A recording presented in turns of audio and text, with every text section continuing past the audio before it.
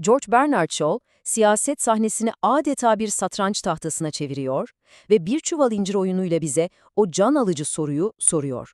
Bu oyunda gerçek şah kim, mat olan kim?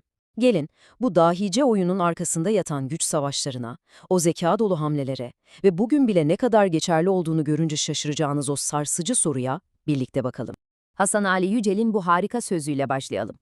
Başka bir kültürü, başka bir edebiyatı anlamak aslında kendi düşünce dünyamızı zenginleştirmektir.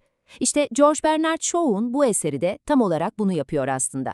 Bize İngiliz siyasetinin koridorlarında geçen bir hikaye anlatıyor gibi görünse de, evrensel bir ayna tutarak kendi güç dinamiklerimizi, kendi demokrasimizin ne kadar kırılgan olabileceğini sorgulatıyor. Peki, hem bizi kahkahalara boğan hem de zihnimizi allak bullak eden bu oyunu bize sunan dahi kim? Hadi gelin biraz sahnenin arkasına geçelim ve George Bernard Shaw'la tanışalım. Karşımızda 20. yüzyılın devlerinden biri duruyor. George Bernard Shaw. Ama sakın onu sadece bir oyun yazarı sanmayın.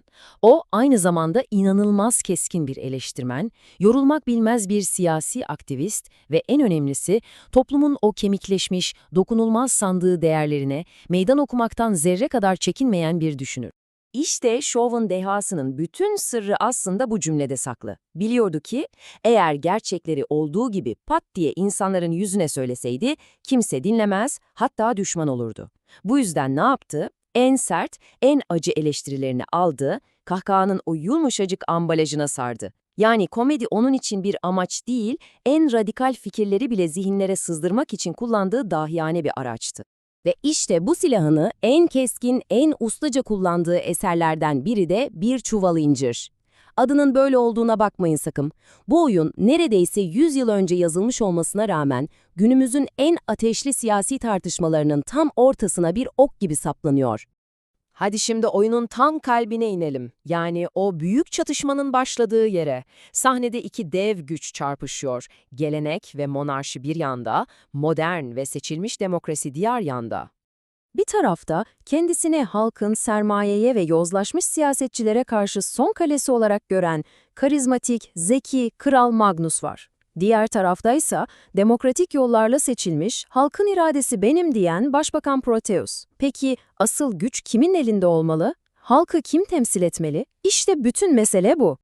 Oyun tam da bu gerilimin koptuğu noktada başlıyor. Kabine diyor ki, artık yeter. Kralın o popüler konuşmaları, basın üzerindeki etkisi bizim otoritemizi sarsıyor. Birileri bu işe dur demeli. Ve o hesaplaşma günü sonunda geliyor. Hükümetin kraldan ne istediği son derece net, son derece keskin. Masaya kralı etkisiz bir sembole dönüştürmeyi amaçlayan bir ultimatom koyuyorlar. Oyunun anahtar kelimesi bu işte. Istampa kral. Yani diyorlar ki sen ol ama aslında olma. Varlığın kararlarımızın altına basılan bir mühürden, bir ıstampadan ibaret olsun.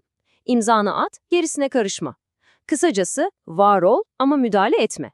Başbakan Proteus'un talepleri madde madde, adeta bir ultimatom gibi. 1. Halkın önünde siyasi konuşma yapmak yok. 2. Basını etkilemeye çalışmak yok. 3. O veto yetkin var ya, onu aklından bile geçirme. Kısacası dilsiz bir kral istiyorlar. Başbakanın şu sözü aslında bütün bu taleplerin arkasındaki mantığı özetliyor. Diyor ki, bu ülkede tek bir meşru ses vardır, o da halkın seçtiği bizim sesimizdir. Senin kişisel görüşlerin bu demokrasi oyununda bir tehdit. Tam da herkes kral köşeye sıkıştı, oyun bitti derken Magnus'un kimsenin ama kimsenin beklemediği dahiyane bir karşı hamlesi var. Çünkü hükümetin unuttuğu çok önemli bir şey var. Kral Magnus öyle sıradan, pasif bir sembol değil. O, usta bir satranç oyuncusu. Sadece bir ünvanı değil, keskin bir zekayı ve ölümcül bir ikna yeteneğini de taşıyor. Ve ilk hamlesini kime karşı yapıyor biliyor musunuz? Kabinenin en ateşli, en cumhuriyetçi bakanı Boanerges'e. Kralın zekasına bakın. Rakibine kaba kuvvetle saldırmak yerine onun en büyük hayalini ona karşı bir silah olarak kullanıyor. Sen cumhuriyet istiyorsun ya, diyor ki eğer cumhuriyet kurulursa asıl başkan, asıl güç sen olacaksın ben değil.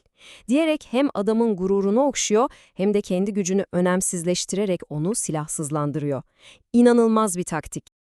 Ama bu sadece başlangıç. Kral Magnus tartışmayı bambaşka bir seviyeye taşıyor.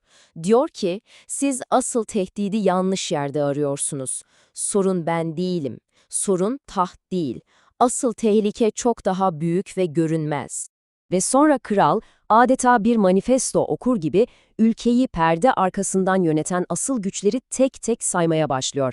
Diyor ki, asıl tiranlar kim biliyor musunuz? Siyasete girmeye tenezzül bile etmeyen kibirli elitler, ipleri elinde tutan dev şirketler ve para babaları, kamuoyunu istedikleri gibi şekillendiren medya patronları ve tabii ki sırf oy kaybetmemek için zor kararları alamayan, seçmenine esir düşmüş siyasetçiler. Ve işte o an geliyor. Kralın gambiti, son ölümcül hamlesi. Tahtı o eski püskü modası geçmiş kurumu alıyor ve diyor ki, işte sizinle bu modern zorbalar arasında duran tek şey, son siper bu tahttır. Bu, hükümetin asla beklemediği, onları tamamen hazırsız yakalayan bir karşı saldırı. Ve show, oyun bittiğinde zihnimizin tam ortasına o dev soruyu bırakıp gidiyor. Peki ya demokrasi? Sadece sandığa gitmek, bizi perde arkasında dönen bu dolaplara, bu görünmez güçlere karşı korumak için gerçekten yeterli mi? Demokrasi, sermayenin, medyanın ve çıkar gruplarının gölgesinde ne kadar özgür kalabilir? 100 yıl önce sorulmuş bu soru. Ne yazık ki bugün belki de her zamankinden daha geçerli.